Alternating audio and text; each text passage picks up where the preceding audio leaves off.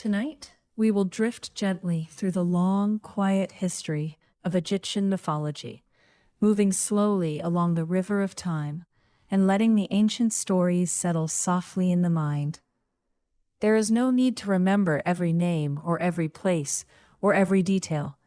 You may simply listen and let the words pass by, like warm air over sand, or like the steady movement of the Nile beneath the moon. Egyptian mythology is very old and very rich, and it changed slowly over thousands of years. It was never just one simple story, told in one single way. It was a living collection of beliefs, images, rituals, hymns, and local traditions, shaped by priests, kings, farmers, scribes, and families across many generations. In ancient Egypt, mythology was not separate from daily life. The gods were present in the sunlight, in the fields, in the river, in the desert, in the birth of a child, in the death of a loved one, and in the yearly return of the flood. The stories explain the world, but they also helped maintain it. To speak the right words, to make an offering, to keep a temple clean, to bury the dead with care, all of these things were part of a larger pattern, a quiet order that Egyptians called Ma'at. Ma'at was a word with many meanings. It meant truth, balance, justice, harmony, and rightness. It was the way things should be. The sun rising each morning was Ma'at. The river returning each year was Ma'at. A fair judgment, a proper ritual, a peaceful household, a well-kept tomb, all could be part of Ma'at. Egyptian mythology, in many ways, is the story of how order is created, how it is protected, and how it is renewed, again and again. As we begin, let us imagine ancient Egypt, not as a place of noise and haste, but as a long river valley, narrow and green, bordered by pale desert. The Nile flowed from south to north, bringing water and fertile silt. Along its banks, people planted grain, tended animals, built towns, and raised temples. Beyond the cultivated land was the desert, dry and silent, sometimes frightening, sometimes sacred. Above was a clear sky, often bright and blue by day, and deep with stars at night. In this landscape, the Egyptians saw patterns, and in these patterns, they recognized divine powers. The earliest roots of Egyptian mythology stretch back before written history. Long before the pyramids, and long before the names of famous pharaohs, people in the Nile Valley honored powers connected with animals, places, and natural forces. Some early sacred forms were birds, cattle, jackals, crocodiles, snakes, falcons, and cats. These animals were not simply worshipped as ordinary animals. Rather, certain animals were seen as expressions, or symbols, of divine qualities. A falcon soaring high in the sky could suggest the power of kingship in the heavens. A jackal near the desert edge could be connected with cemeteries and the dead. A cow could suggest motherhood, nourishment, and the sky itself. Over time, these local powers took on names, forms, stories, and relationships. Some gods were mostly human in appearance.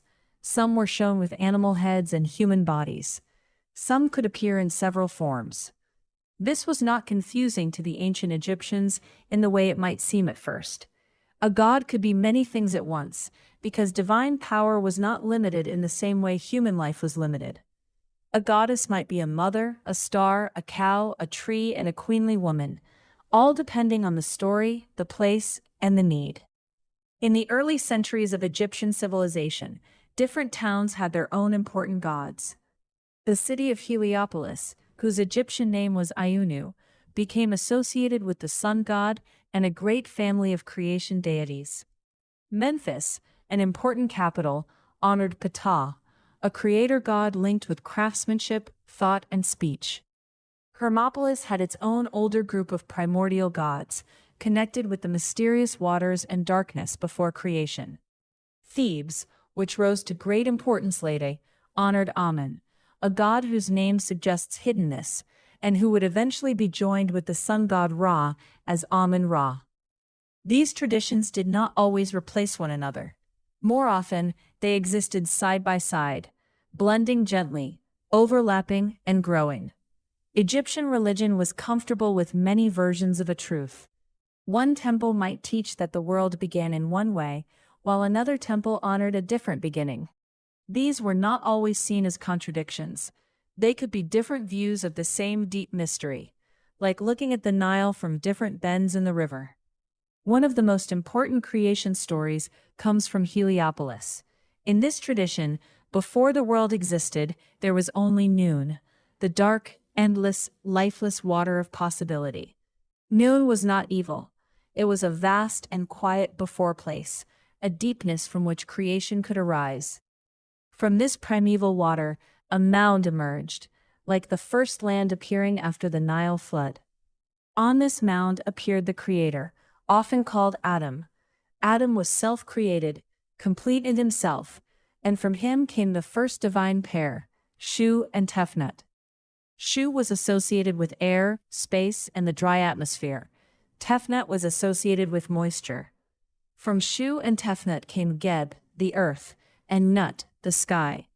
In many images, Nut is shown as a great woman arching over the world, her body covered with stars.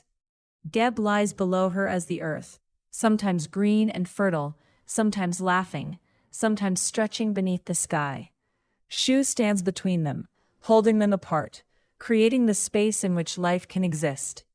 From Geb and Nut came a famous group of gods, Osiris, Isis, Seth, and Nephthys. In some traditions, Horus the Elder is also included in this generation. These gods are at the heart of many Egyptian myths, especially those concerning kingship, death, mourning, protection, and renewal. Another creation tradition, from Memphis, gives a central role to Ptah. Ptah was the patron of craftsmen, builders, sculptors, and makers. In the Memphite theology, Ptah created through heart and tongue, meaning through thought and speech. He conceived the world within his mind, and then brought it into being by naming it. This idea is quiet and profound. It suggests that creation is shaped by intelligence, intention, and words. For a culture that valued sacred speech, written signs, and ritual recitation, this was a powerful image. At Hermopolis, the beginning was described through a group of 8 primordial beings, known as the Ogdoad. They represented qualities of the world before creation, such as darkness, hiddenness, endlessness, and the primeval waters. They were often paired as male and female forms, sometimes shown as frogs and snakes. From their mysterious presence, the first light, or the first mound, or the first egg, could arise. This tradition feels especially ancient and dreamlike, full of quiet beginnings and unseen depths. As Egyptian history unfolded, the sun became one of the most central images in mythology. The sun rose each morning, crossed the sky, set in the west, and traveled through the hidden world at night. This daily cycle gave Egyptians a powerful image of renewal. Every sunrise was not merely a physical event. It was a sacred victory of order, light, and life returning. The sun god was known by several names and forms. Ra, or Re, was the great sun god, especially associated with the midday sun and the solar journey. Khepri, often shown as a scarab beetle, was linked with the rising sun.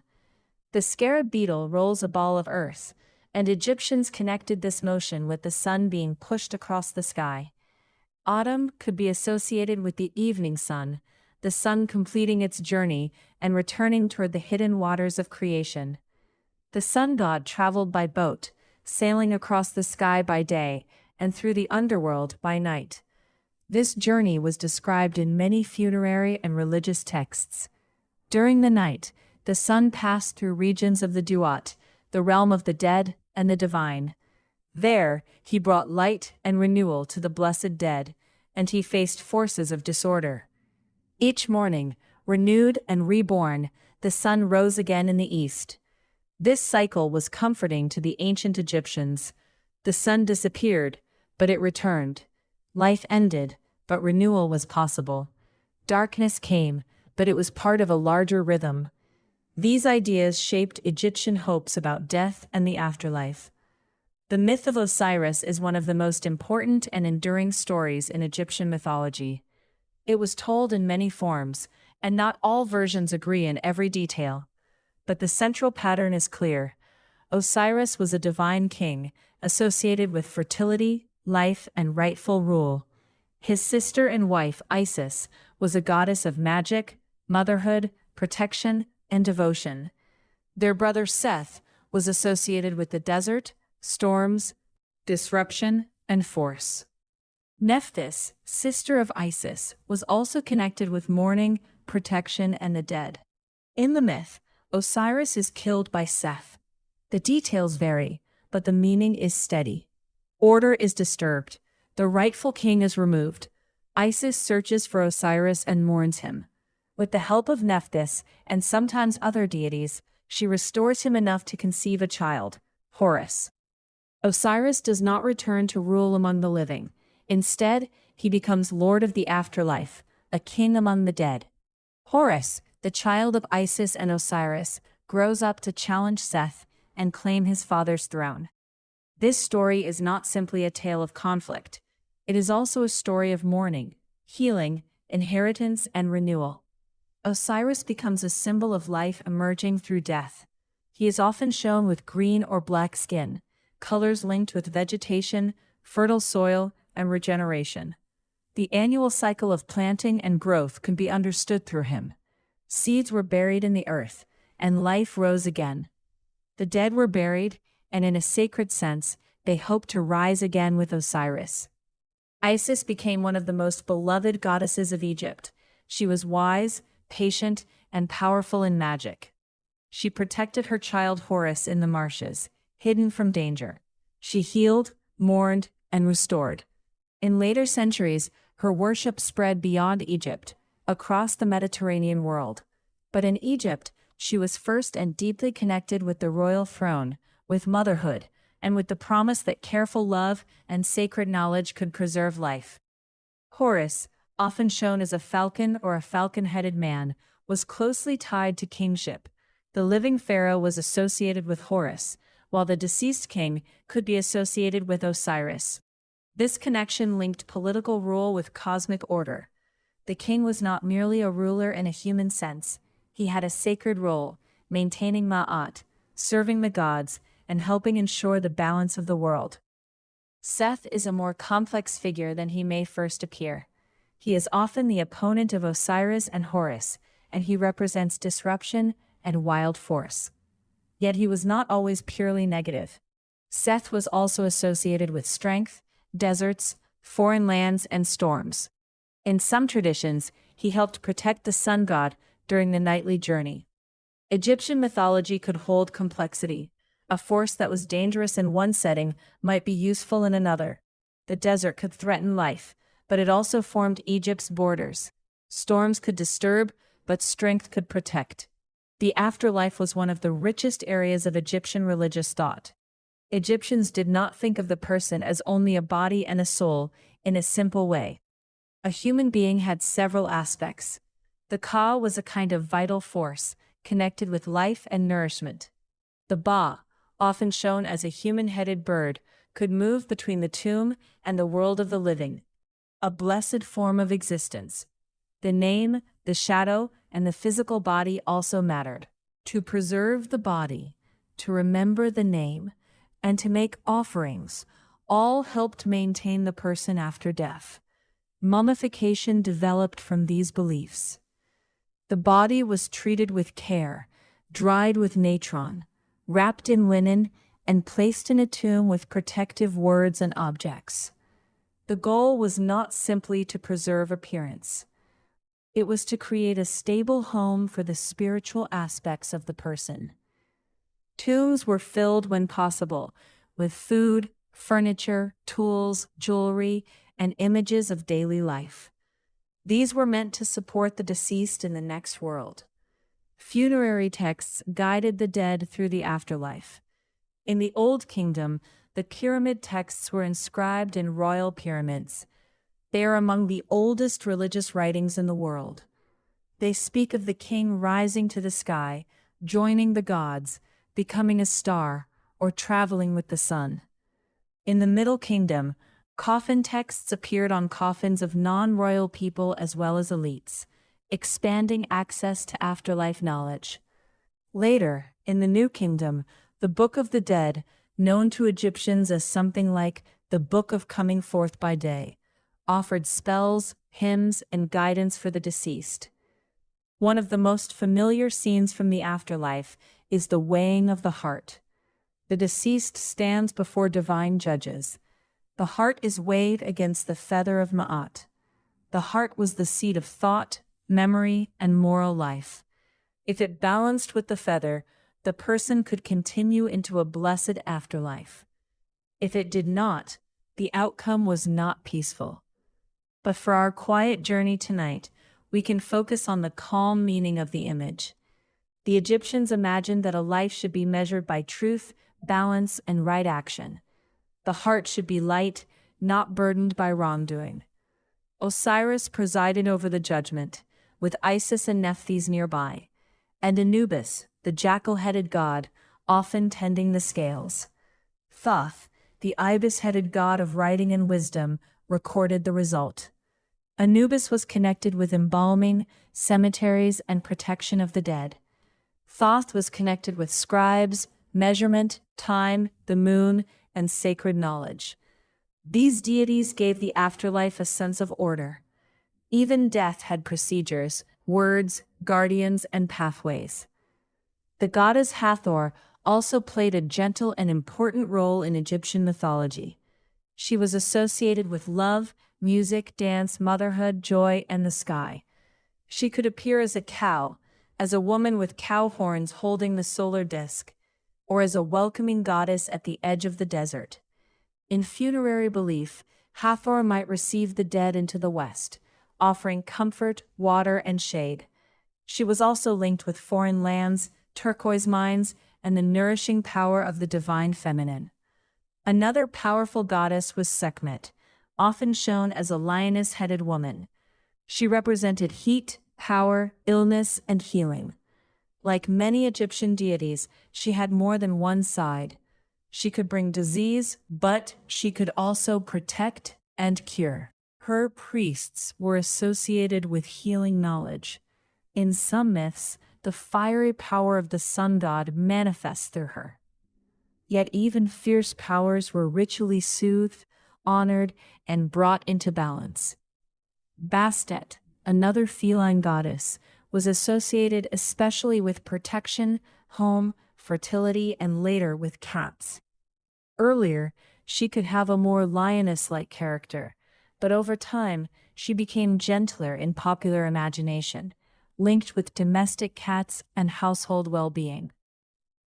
Cats themselves were valued for protecting grain from mice and homes from snakes, and their grace and alertness made them natural symbols of divine watchfulness. The Egyptian pantheon was vast. There was Sobek, the crocodile god, connected with the Nile, strength, fertility, and danger. There was Khnum, the ram-headed potter god, who was said to shape human beings on a potter's wheel. There was Min, associated with fertility and growth. There was Neith, an ancient goddess of weaving, war, and creation, honored especially at Sais. There was Taweret, the protective hippopotamus goddess of childbirth, and Bes, a household guardian connected with protection, music, and family life. Many of these deities were especially important in ordinary homes, not only in grand temples. Temples were the centers of official worship. They were not like modern gathering places for large congregations. Most people did not enter the innermost sacred rooms. A temple was more like a house for the god. The divine image, kept in a shrine, was awakened, washed, dressed, fed, and honored by priests. These daily rituals maintained the presence of the god and supported the balance of the cosmos. Offerings of bread, Beer, meat, fruit, flowers, and incense were presented. Afterward, the food could be redistributed, since the god was understood to receive its spiritual essence. The temple itself was designed as a symbolic universe. Its floors, columns, walls, and ceilings could represent the first mound, marsh plants, the sky, stars, and the ordered world. Moving deeper into the temple often meant moving toward a more sacred and hidden space. The outer courts were brighter and more oaken. The inner sanctuary was darker and quieter. In this way, architecture expressed mythology, not through a single story, but through space, stone, light, and ritual movement. Festivals allowed the gods to move beyond the hidden sanctuary. In processions, divine images were carried in sacred boats, sometimes traveling from one temple to another. People could gather, pray, celebrate, and seek blessings. Festivals brought mythology into public life. The journey of a god statue could renew ties between communities, honor old stories, and bring the divine presence closer to ordinary people. As Egyptian history changed, mythology changed with it.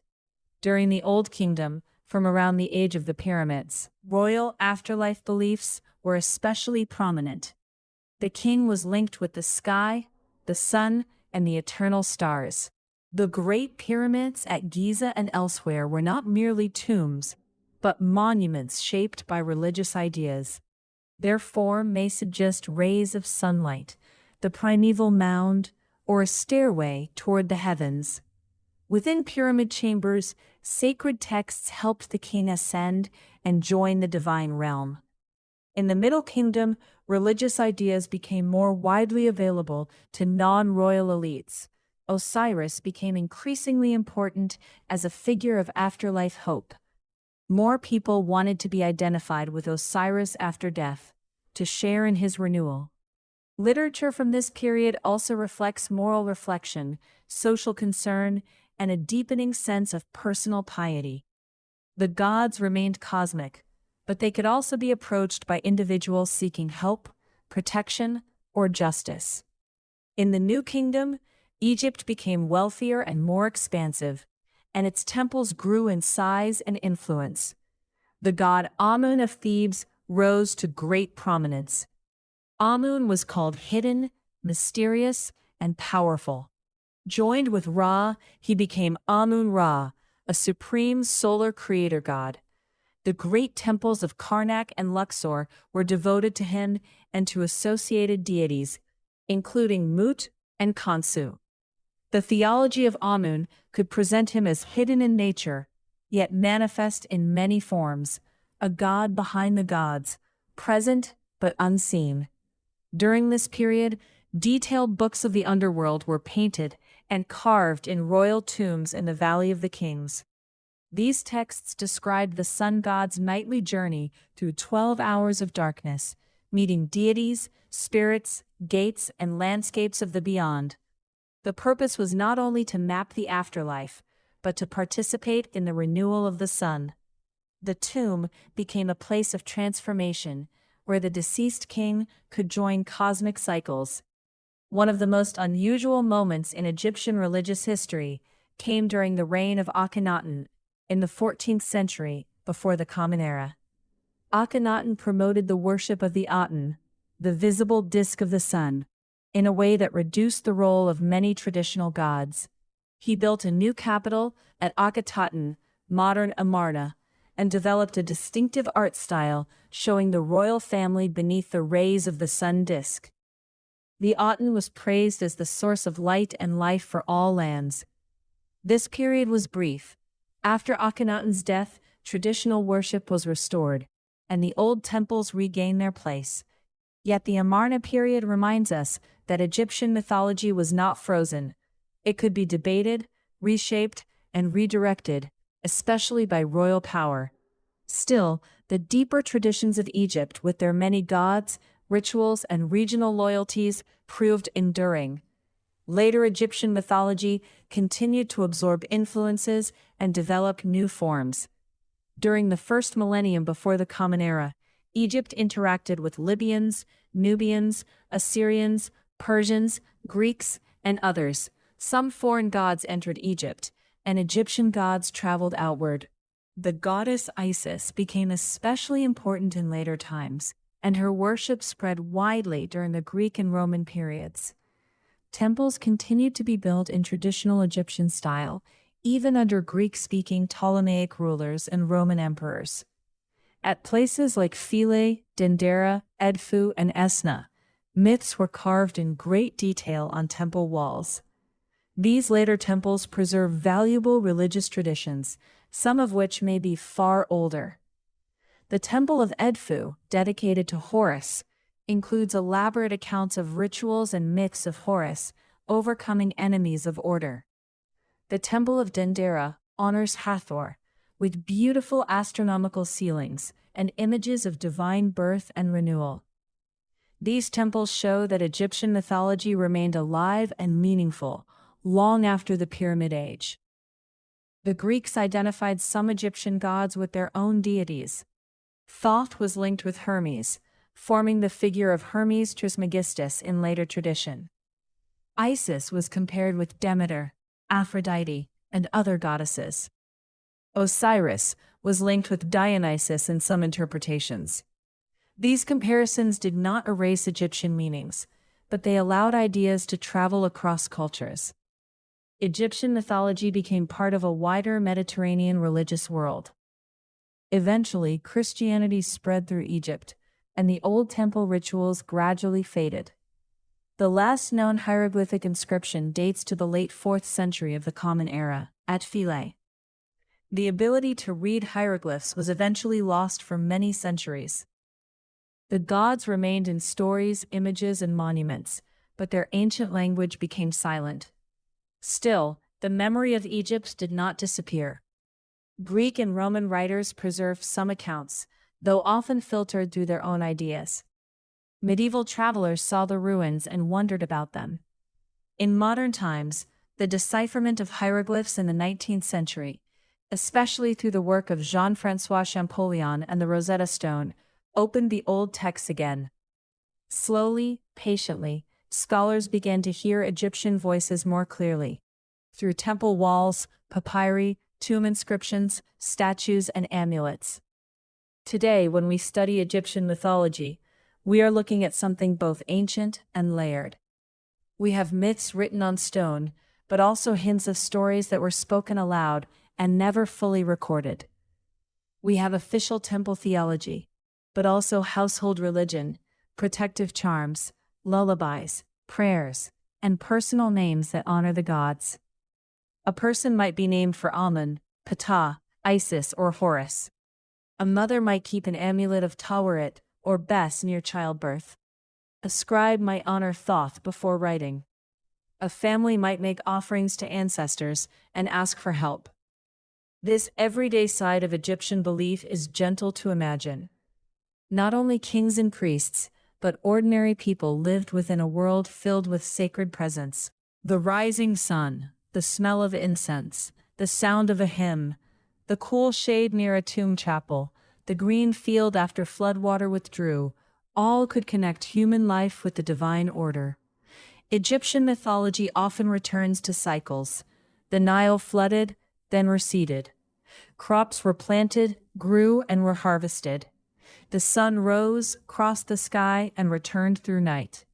The moon waxed and waned. Kings died and new kings took the throne. The dead were mourned, named, and remembered. Creation was not only something that happened once, far away in the beginning. It was something renewed continually, through nature, ritual, and right living. This is one reason the myths can feel restful. They are not only about beginnings and endings, but about return. The sun returns, the river returns, the green shoots return. The soul hopes to come forth by day. The world rests, and then it begins again. The images of Egyptian mythology are also calm in their clarity. A feather for truth. A lotus opening in the morning. A scarab rolling the sun. A boat moving across the sky. A goddess arching over the earth, holding stars in her body. a jackal watching the desert edge, a scribe with an ibis head recording what has been measured, a mother hiding her child in the reeds, a heart resting on a scale. These images are simple, but they carried deep meanings, and they stayed meaningful for thousands of years. It is worth remembering that Egyptian mythology was not only a collection of stories to entertain. It was a way of understanding the world as a sacred pattern. The Egyptians did not draw a sharp boundary between myth and ritual, between nature and divinity, between the living and the dead. A myth could be spoken in a temple to make something happen. A ritual could repeat the first creation. A tomb painting could provide food, movement, and breath in the next life. Words and images had power. The hieroglyphic writing system itself reflects this belief in meaningful images. Hieroglyphs could be sounds, ideas, or determinatives that helped clarify meaning. They were beautiful, ordered, and sacred. The Egyptian word for hieroglyphs meant something like divine words. To write a name was to help preserve it. To damage a name was to threaten memory. To speak a spell correctly was to participate in sacred knowledge. The gods, too, were known through names, and names had power. Isis in one myth gains secret knowledge of Ra's hidden name, which gives her great magical authority. This story reflects the Egyptian sense that knowing the true name of something or someone could grant access to its essence. Yet even here, the story is not simply about control. It is about wisdom, healing, and the careful use of sacred power. As we move slowly toward the end of this quiet journey, we can let the many names settle without needing to hold them tightly. Atum, Ra, Ptah, Amun, Osiris, Isis, Horus, Seth, Nephthys, Hathor, Anubis, Thoth, Sekhmet, Bastet, Sobek, Knam, Neith, Taweret, Bes, and many more. Each belonged to places, rituals, stories, and centuries. Each carried a particular feeling, a particular role in the great pattern. Egyptian mythology lasted so long that it is difficult to grasp its full span. From the earliest villages of the Nile Valley to the last temples of late antiquity, thousands of years passed. Kingdoms rose and changed. Capitals moved. Dynasties began and ended. Languages shifted. Foreign rulers came and went. Yet the old images remained remarkably persistent. The sunboat, the feather of Ma'at, the mourning of Isis, the green renewal of Osiris, the falcon of Horus, the embrace of the sky goddess, all continued to speak. Perhaps part of their endurance comes from their closeness to the natural world. The Egyptians watched carefully. They watched the river, the stars, the animals, the weather, the soil, and the body. Their mythology grew from observation, repeated across generations. It turned the dependable rhythms of life into sacred stories. It acknowledged danger and loss, but it also emphasized care, balance, and renewal. For sleep, these ancient rhythms are especially gentle to contemplate. The sun has set, as it did for the Egyptians every evening. In their imagination, the sun was not gone. It was traveling quietly through hidden regions, moving steadily toward morning. Night was part of the journey. Darkness was not the end of the pattern. It was a passage, a resting place, a time of unseen renewal. And so, as you rest, you might imagine the Nile at night, calm and dark, reflecting a few soft stars. The fields are quiet. The temples stand in the distance, their stone walls cooling after the day's heat. Somewhere a small lamp burns. Somewhere an old hymn has been spoken. Somewhere the name of a loved one is remembered. Above, Nut stretches across the sky, holding the stars. Below, the earth is still. In the hidden world, the solar boat moves slowly onward. There is nothing more you need to follow now. The history can become soft and distant. The names can become gentle sounds. The myths can rest like images painted on a quiet wall. A feather, a lotus, a river, a boat, a star. Egyptian mythology teaches in its calm and ancient way that the world is renewed by balance, by remembrance, by care, and by the steady return of light. It tells of beginnings rising from dark waters, of the sky lifted above the earth, of the sun returning after night, of life growing again from the soil, and of the heart made light through truth. Let the old stories drift now. Let them move slowly away, like a boat on still water. The river continues, the stars remain, and the night holds everything gently.